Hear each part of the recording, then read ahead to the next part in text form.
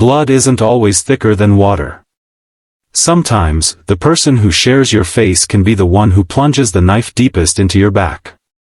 I learned this the hard way when my twin sister Vanessa set me up on what I thought was a blind date, but was actually an elaborate humiliation designed for her social media followers.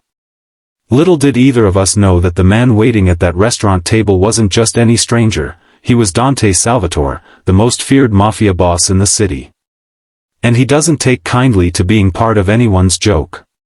If you're enjoying this story of betrayal, unexpected romance, and the consequences of cruel pranks, make sure to hit that like button and subscribe to the channel for more captivating stories that will keep you on the edge of your seat.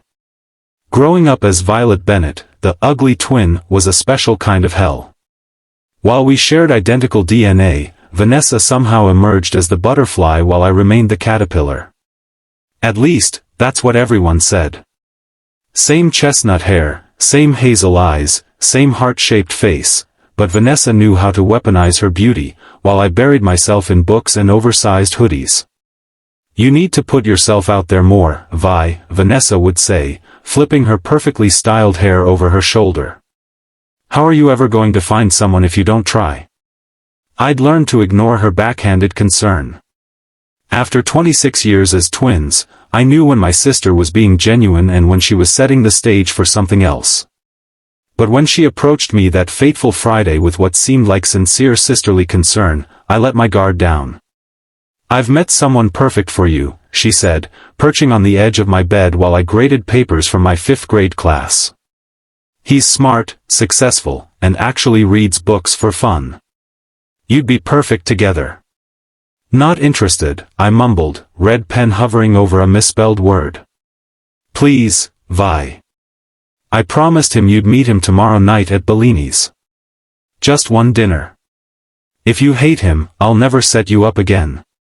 Something in her voice made me look up. There was an unusual intensity in her eyes, almost like desperation. Had my perpetually single status finally become too embarrassing for her to bear? Or was this genuine concern? Fine, I sighed, setting down my pen. One dinner. But if he turns out to be another one of your Instagram model friends who can't name a single book beyond The Hungry Caterpillar, I'm leaving. Vanessa's smile was dazzling. Trust me, you won't be disappointed. The next evening, I stood in front of my closet, anxiety gnawing at my stomach. I rarely dressed up, preferring comfort over style, but something told me to make an effort tonight. I selected a simple emerald dress that Vanessa had gifted me last Christmas, still with the tags attached. It hugged my figure in ways my usual attire never did, and when I looked in the mirror, I barely recognized myself. Bellini's was the kind of upscale Italian restaurant where the menu didn't list prices. As the maitre d' led me to a corner table, I noticed a solitary figure already seated there. Broad shoulders, impeccably tailored suit, and dark hair that looked almost blue-black under the dim lighting. When he looked up, I nearly stumbled. His eyes were so dark they appeared black, set in a face that belonged on a Renaissance painting, all sharp angles and perfect symmetry. This was not the kind of man Vanessa would normally set me up with. This man was dangerous in a way I couldn't articulate. You must be Violet, he said, rising to his feet with fluid grace. His voice was deep, with the barest hint of an Italian accent. I'm Dante. As I took his outstretched hand, I noticed the heavy signet ring on his finger, emblazoned with what looked like a family crest. His grip was firm, warm, and sent an unexpected shiver up my arm.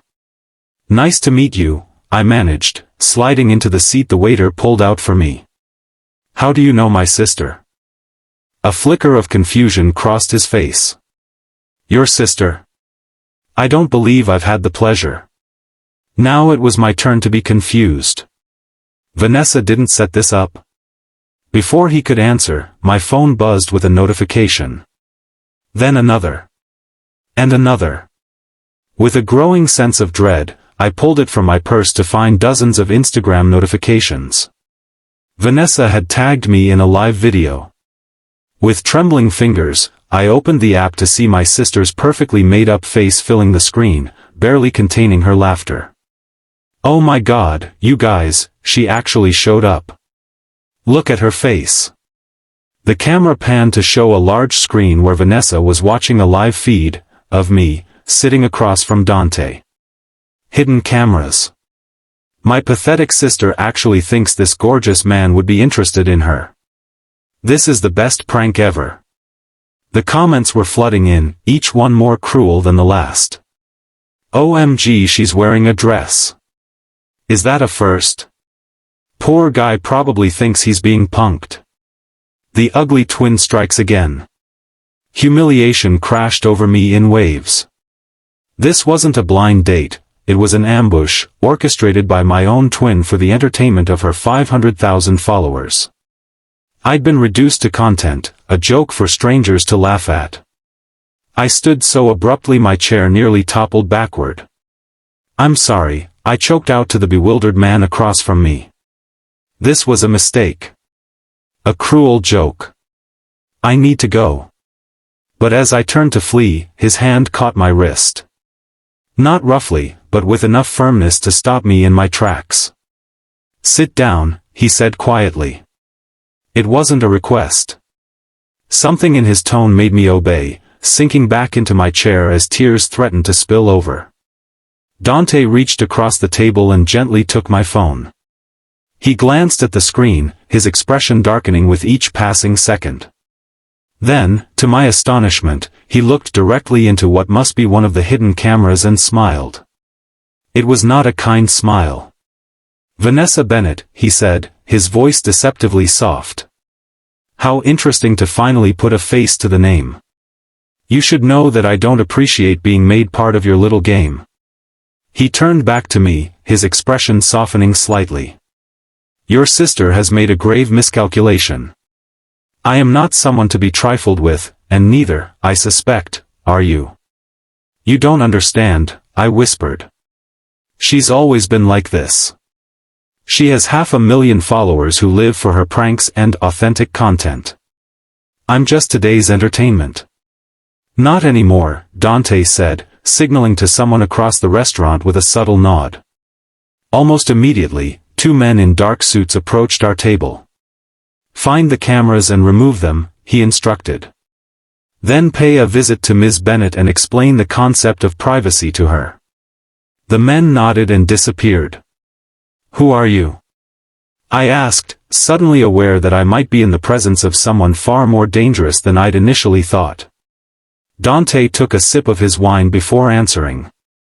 I'm someone who values respect and despises cruelty.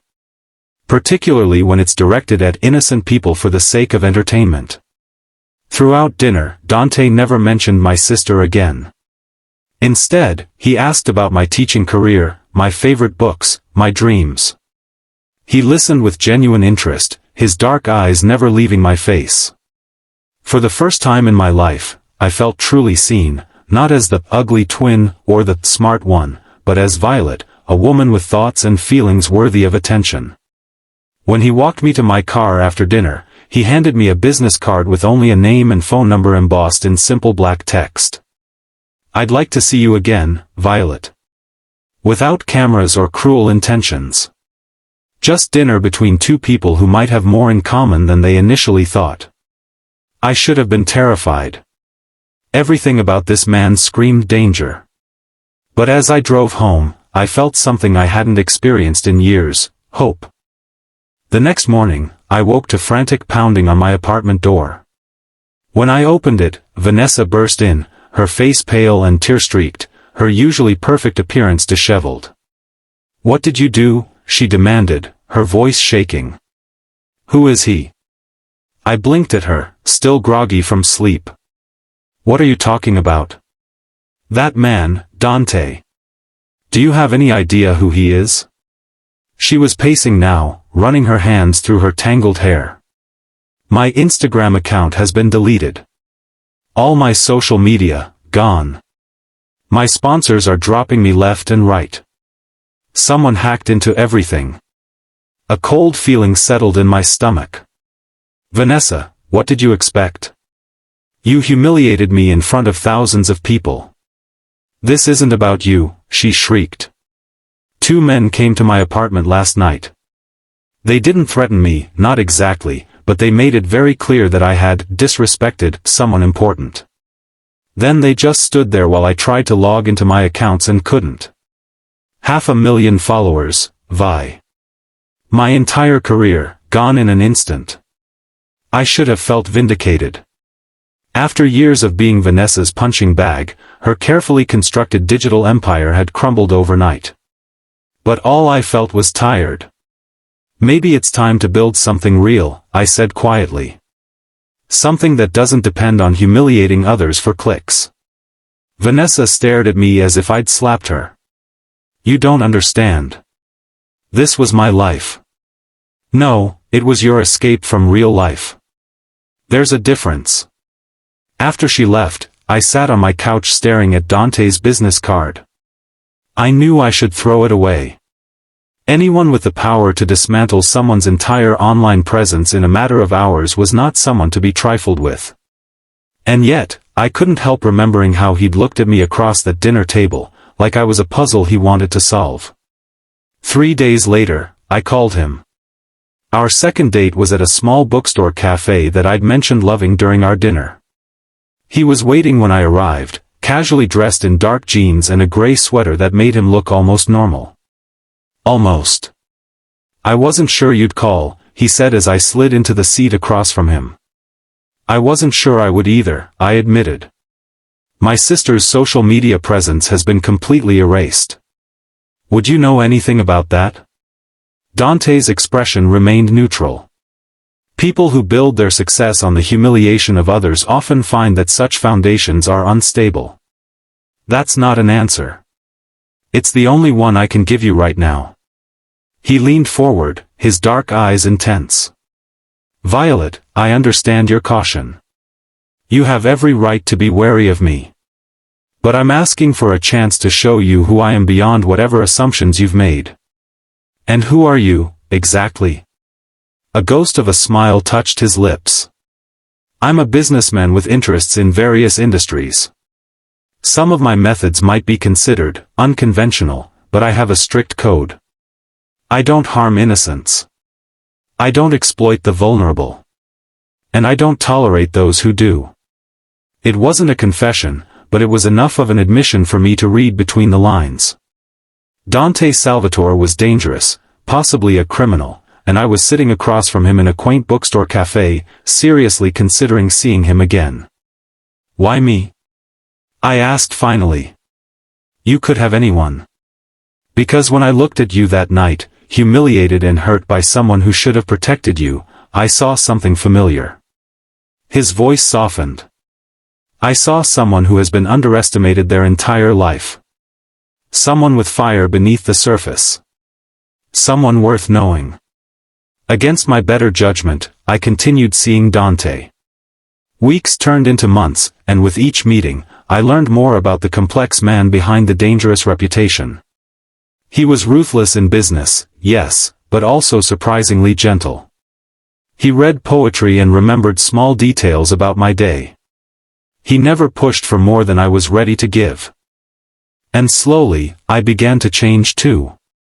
Not in dramatic ways. I was still the same book-loving teacher who preferred quiet evenings at home, but I stood taller. Spoke more confidently.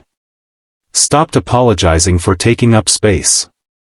Vanessa noticed the change. After the destruction of her social media empire, she'd been forced to get a real job at a marketing firm. The transition hadn't been easy, but for the first time since childhood, we were on more equal footing. You're different, she said one Sunday during our newly established weekly brunches. Happier. I am, I agreed, stirring my coffee. It's him, isn't it? Dante? She lowered her voice on his name, as if afraid speaking it too loudly might summon him. Vi, I've been hearing things. Dangerous things. People say he's connected to. I know who he is, I interrupted. Or at least, I know enough. Vanessa reached across the table to grasp my hand. Then you know you need to be careful. Men like that, they don't have normal relationships. They have possessions. Her words stayed with me, festering like a splinter under my skin. Was that all I was to Dante? A possession? A novelty? The quiet teacher who amused him with her normalcy? The doubt must have shown on my face the next time we met because Dante immediately sensed something was wrong. Tell me, he said simply as we walked along the riverfront, the city lights reflecting on the dark water. So I did. I told him about Vanessa's warning, about my fears that I was just a temporary distraction from his real life. About my growing feelings for him despite knowing better. Dante was quiet for a long moment after I finished speaking. Then he led me to a bench overlooking the water and sat beside me. 6 years ago, my younger sister was dating a man who seemed perfect on the surface, he began, his voice low and controlled. Handsome, charming, from a good family. But behind closed doors, he was cruel. He isolated her, manipulated her, made her believe she was worthless without him. I remained silent, sensing this was a story he rarely shared. When she finally tried to leave him, he beat her so badly she spent 3 weeks in the hospital. The police did nothing, his family had connections. So I handled it myself. His eyes, when they met mine, were cold with remembered rage. I made sure he would never hurt another woman again. What happened to your sister? I asked softly. She recovered, physically. Emotionally. He shrugged. She's stronger now, but some scars never fully heal. That's why what your sister did angered me so deeply. Cruelty disguised as entertainment is still cruelty. I understood then that Dante's intervention with Vanessa hadn't just been about me. It had been about his own past, his own pain. I'm not in your life as some game or distraction, Violet, he continued. I'm here because when I'm with you, the world makes more sense. You see me, not the reputation or the power, but me. Do you have any idea how rare that is? That night, for the first time, I stayed at his penthouse apartment. As dawn broke over the city, I lay beside him, tracing the intricate tattoos that covered his chest and arms, symbols of his family, his past, his power. Are you afraid of what loving me might mean for your life? He asked, his voice rough with sleep. Yes, I admitted. But I'm more afraid of walking away from something real because it's complicated. He pulled me closer, pressing his lips to my forehead. Good. Because I'm not letting you go, Violet Bennett. Not now, not ever. Our relationship wasn't without challenges. There were parts of Dante's business I never asked about, meetings I pretended not to notice, phone calls that would make him disappear for days. But there was also laughter, passion, and a deepening connection that made everything else seem manageable. 6 months into our relationship, Vanessa called me in tears. He's back, she sobbed. The stalker from before. The one who kept sending those threatening messages when I was still an influencer. Before her social media empire collapsed, Vanessa had dealt with an obsessive follower who'd progressed from adoring comments to graphic threats. She'd reported him to the police, but nothing had come of it. Have you called the police? I asked, already knowing the answer. They said the same thing as last time, not enough evidence to do anything until he actually does something. Her voice broke. He knows where I live, Vi. He left flowers at my door with a note saying he's been waiting patiently for me to come back online. I felt a chill run down my spine. Pack a bag. You're staying with me tonight. After getting Vanessa settled in my guest room, I made a call.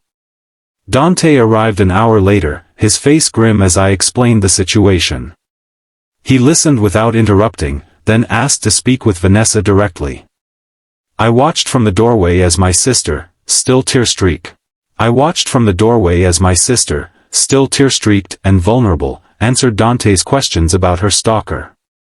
She provided the man's online username, described the threatening messages, and showed him photos of the flowers and note left at her door. I'll handle this, Dante said simply when she finished. In the meantime, stay with Violet. Don't go home alone. Vanessa looked at him with a mixture of fear and gratitude.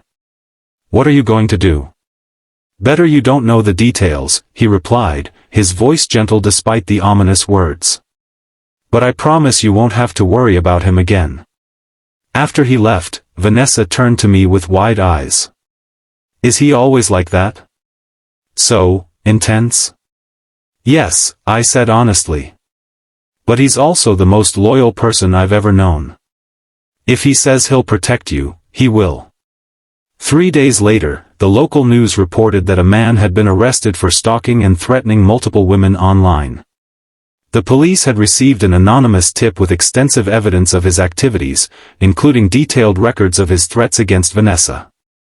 When I asked Dante about it, he simply kissed my forehead and said, "Some problems require legal solutions. Others require alternative approaches." In this case, both were necessary. I didn't press for details. Some things were better left in the shadows. As weeks turned into months and months into a year, Vanessa and I rebuilt our relationship on more solid ground. Without the pressure of maintaining her online persona, she rediscovered parts of herself that had been buried beneath filters and carefully crafted posts. She excelled at her marketing job, using her understanding of social media for more constructive purposes. And surprisingly, she and Dante developed a cautious respect for each other. He never fully forgave her for humiliating me, but he recognized her efforts to change. She never fully trusted his methods, but she appreciated his unwavering protection of me. On the anniversary of our first meeting, Dante took me back to Bellini's. As we sat at the same corner table where our story began, I couldn't help but marvel at how much had changed in a year. "Do you ever regret it?" I asked him over dessert. "Getting involved with someone so normal? So far removed from your world?" Dante reached across the table to take my hand, his thumb brushing over the vintage emerald ring he'd given me months earlier. "Not an engagement ring, not yet, but a promise. Violet, you've never been normal to me. You're extraordinary in ways that have nothing to do with power or influence. You teach children to love learning. You see beauty in quiet moments. You forgave your sister when most would have cut her off forever." His dark eyes held mine. In my world, those qualities are far rarer than the ability to intimidate or command. After dinner, we walked along the river, the same path we'd taken when he'd first told me about his sister. The night air was cool, the city lights reflecting on the water like scattered stars. "I have something to ask you," Dante said, stopping at a secluded viewpoint overlooking the water. "Something I've been considering for months." My heart raced as he turned to face me, taking both my hands in his. "My life is complicated, Violet. It always will be. There are parts of my business that will never be entirely legitimate, people who will always fear me more than respect me. I can't change that, even for you. I've never asked you to," I reminded him softly. "No, you haven't." A smile touched his lips. "Instead, you've accepted me as I am while making me want to be better. You've shown me that power isn't just about control or fear, it can also be about protection, about using what influence I have to shield those who deserve it." He reached into his pocket and withdrew a small velvet box. Inside was a ring that took my breath away, a deep blue sapphire surrounded by diamonds, set in platinum. "This was my grandmother's," he said, his voice rough with emotion. "She was the heart of our family, the one person who could make even my grandfather listen to reason. She reminded him that family isn't just about blood and loyalty, it's about love." He took the ring from its box and held it between us, a question in his eyes. "Marrying me won't be easy," he continued. "There will always be danger, always be complications. But I swear to you, Violet Bennett, that you will never face any of it alone. I will stand beside you, protect you, love you until my last breath." Tears blurred my vision as I looked at this complex, dangerous man who had shown me more genuine care than anyone besides my fifth-grade students ever had. "Yes," I whispered, watching as he slid the ring onto my finger. "Yes, I'll marry you, Dante Salvatore, complications and all. As he pulled me into his arms, I thought about the cruel prank that had brought us together. How Vanessa had meant to humiliate me but had instead led me to the love of my life. How sometimes the worst moments can become turning points if we're brave enough to keep going. Our wedding 6 months later was small by Salvatore standards, only 100 guests instead of the hundreds Dante's mother had initially proposed. Vanessa stood beside me as my maid of honor, her genuine smile a far cry from the calculated expressions she'd once perfected for her followers. "You know," she whispered as we waited for the ceremony to begin, "I think this is the first time I've ever been truly happy for you without any jealousy mixed in." I squeezed her hand. "Growth looks good on you, Ness." "You too, Vi." "You too." As I walked down the aisle toward Dante, resplendent in his custom tuxedo, I reflected on the journey that had brought us here. From a cruel prank to genuine love.